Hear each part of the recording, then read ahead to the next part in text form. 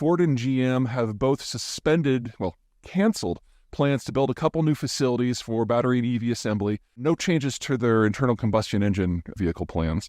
Tesla has indicated a significant drawdown in their global production capacity, and in fact, they're saying they're going to suspend and maybe even cancel the plans for the gigafactory that they were going to be building in Mexico, although that's very TBD. This is something that was never going to work. From an environmental point of view, most EVs are at best questionable. The data that says they're slam dunk successes assumes that you're building the EVs with a relatively clean energy mix and then recharging it with 100% green energy. And that happens exactly nowhere. In the United States, the cleanest state is California. They are still 50% fossil fuel energy, and they lie about their statistics because they say they don't know what the mix is for the power that they're importing from the rest of the country, which is something like a third of their total demand. And the stuff that comes, say, from the Phoenix area in Arizona to the LA basin, which is something like 10 gigawatts a day, which is more than most small countries, is 100% fossil fuel. But California claims to not know. More importantly, on the fabrication side, because there are so many more exotic materials and because energy processing to make those materials is so much more energy intensive, all of this work is done in China. And in most places, it's done with either soft coal or lignite. So you're talking about an order of magnitude more carbon generated just to make these things in the first place compared to an ICE. And that means that these things don't break even on the carbon scale within a year. For most, you're talking about approaching 10 years or more. And that assumes you buy the Chinese data, which is... Right. Okay, so that's kind of number one. Number two is materials. These vehicles require an order of magnitude more stuff, more copper, more molybdenum, more lithium, obviously, graphite. And the energy content required to put those into process is where most of the energy cost comes from. But the more important thing is if we're going to convert the world's vehicle fleets to these things, there's just not enough of this stuff on the planet. I'm not saying that we can't build on time, but that time is measured in decades. Humanity has never doubled the production of any industrial material at any time in history within a 10-year period if it was something we were using before. And supposedly we need, 10 times as much nickel and all the rest. So the stuff just isn't there. So even if this was an environmental panacea, which it's not, we would never be able to do it in a very short time frame. You're talking a century plus, most likely. Third, cost. Your typical EV, if you want to compare it to something that's an internal combustion, it really depends upon the model. Cheapest ones are going to still cost about $10,000 more than their equivalent. The more expensive ones can be upwards of $70,000. And so this is not a vehicle who's for most people. And that's before you consider little things like range anxiety. And I've rented an EV. It's real. There just aren't enough charging stations. So in order to build out the electrical system that we need in order to have a nationwide EV program, we need to basically increase, low end, the amount of electricity generation and throughput of our system by about half. Now, there's only been 1 year since the 1960s where the United States has ever increased the amount of electricity generated by more than 3%. And that was the year we came back from COVID, and so we didn't have to install any new infrastructure for that. We would have to generate the sort of build-out that we did back in the 50s when the country was electrifying for the first time. And that's going to require an order of magnitude more, almost 2 orders of magnitude, well, let's call it 20 times more, equipment when it comes to things like transformers and cables than we have done in 75 years. And if we started building out the facilities necessary to build those things today, they will not be ready at scale within 4 years. And then you can begin the build out in 4 years and it'll still take another decade. So no. But finally, the EV manufacturers really don't pay any attention to any of this. The real issue is that sales are down. For these reasons and more, people just aren't interested in EVs at the current time. They're not as reliable. They don't have the range. People are a little nervous about the technology in general. Perhaps most importantly, if you've got a new style of EV that comes out, these are new technologies, not a lot of people want to play today's prices for yesterday's EV. And so what we're seeing is cars building up on the lots, not internal combustion cars. Those lots are empty. But EVs are building up on the lots, and people just aren't buying them without absolutely massive discounts. And the discounts are now to the point that the whole industry is no longer profitable, even with the subsidies that came in from the Inflation Reduction Act. Ultimately, if people don't want them, these are not going to be sold. And so we have now converted 1% of the American vehicle fleet to EVs, and it looks like we may be very close to the peak. But for me, a green who can do math, this couldn't come soon enough. We have limited capital, we have limited resources, we have limited material inputs, and we have limited labor. And we really need to focus on the technologies of the green transition that work. And this isn't one of them. From a carbon point of view, EVs really don't stack up very well. They are among the most energy consumptive projects that humans have engaged in at this point.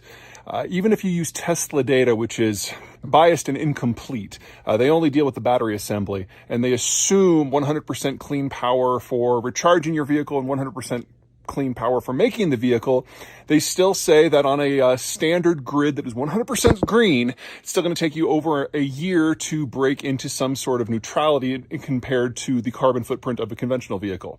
Now, if you include the fact that almost all of the processing for all of the materials and all the mid-assembly is done in China on cold power, and if you include the fact that things like the frame, which doesn't go into their data, are made out of a silicon aluminum alloy, which is incredibly energy intensive, you're really talking upwards of 5 and maybe as many as 10 years. And if you're talking about a more conventional grid like what we have in the United States, you have to increase it from there. So the numbers, at least for now, just aren't there from a green point of view. There's also the cost issue. You can't get a lot of power, at least over sustained periods, from an electric vehicle that you can get from a more conventional system. Right now, we technically do have the innovations and the technologies necessary to go EV for our light vehicles and our light trucks, passenger cars, small pickups, that sort of thing. But we don't have anything for the more powerful vehicles such as semis or airplanes or ships that actually make up over half of ton miles in the world. Even in those lighter categories, it's a bit of a question mark. So think about not just the environmental issue, but the economic cost. So the opening model for the electrified F-150, the baseline model is 90 grand. So there's a cost issue here, not just for the United States, but for the wider world.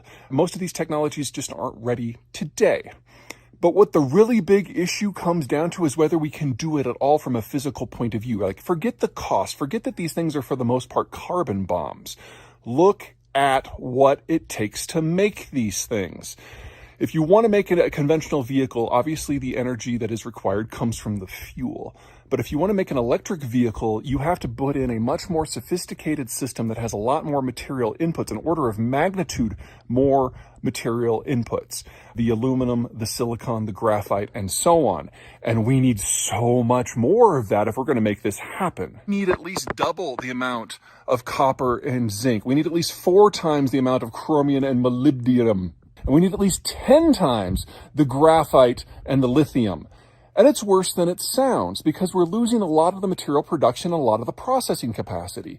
Russia is a top 3 producer of things on this list, like zinc and copper and nickel. And then China is in a top 3 position for the processing for all of them, and typically number 1 for all of them. Well, we're going to lose the Russian stuff because of sanctions in the Ukraine war. Even if sanctions do no damage to this industry, the Russians have proven time and time again that they can't maintain their own infrastructure without foreign investment and workers, and they're gone. And the Chinese system is dependent upon an economic model that is in its dying days because globalization is over. They don't have the demographic structure to make it happen in the first place. And the capital that would be necessary to make all of this work, even theoretically, is also gone because that's wrapped up in the retirement of the boomers. As they liquidate all of their holdings and move into retirement, they're not going to be able to afford the sort of risk that it takes to invest in cobalt production in Congo. They're going to be going into municipal bonds. That doesn't generate a lot of chromium. And if we start having to make economic and environmental decisions based on material constraints, then it's just a lot more cost-effective and carbon effective to pour money into wind turbines outside of Oklahoma City or solar panels outside of Phoenix than it does to build carbon bombs for our cities. Keep in mind that they have been carbon bombs to this point. Most Teslas that are on the road right now are not a first car or a second car. They're a third or a fourth car. They're status symbols. They're conspicuous consumption at the highest level, which means that we really do need to talk about Tesla just a little bit.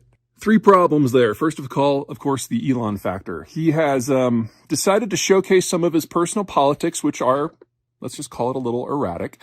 And they tend towards the right. They tend towards the Trumpian and the conspiratorial right. But most of the people who have been buying Teslas to this point are armchair environmentalists who think that they're better than everyone. And so they're not interested in something that supports that general point of view. And so he's basically alienated his primary consumer base. The second problem is that Tesla is priced not a manufacturing company, but as an information technology company like, say, Google or Facebook. And that's a very different model. When you develop something in the information technology space, you can then sell it over and over and over and over because the marginal cost of producing a next unit is nearly zero. But when you're doing automotive manufacture, you have to produce each and every vehicle independently and sell them independently. The first one is nearly infinitely scalable. The second one is linear. In an infinitely scalable environment, of course, the capital that flows in to develop the model and develop the workforce and develop the skill sets and the patents, it comes from everywhere. And that's why you see massive valuations in that space. But when you're only selling one vehicle at a time, you can only maintain those valuations so long as you are the only producer. And that is not the case for Tesla anymore. Yes, Tesla was the world's largest producer for a while, but now every major automotive company in the world has an EV line. And in many cases, these are vehicles with more towing capacity, more weight capacity, and better range than Tesla has. So Tesla still has this panache as a luxury brand, but again, he's offended the people who bought it for luxury reasons. Which brings us to the third problem.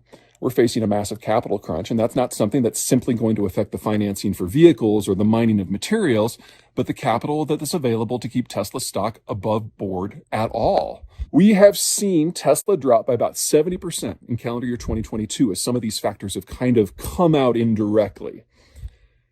For Tesla to be ranked, to be priced like a normal automotive company, normal automotive companies that in many cases now have superior EV models and a better income stream and more experience making vehicles, Tesla now needs to drop by 90%.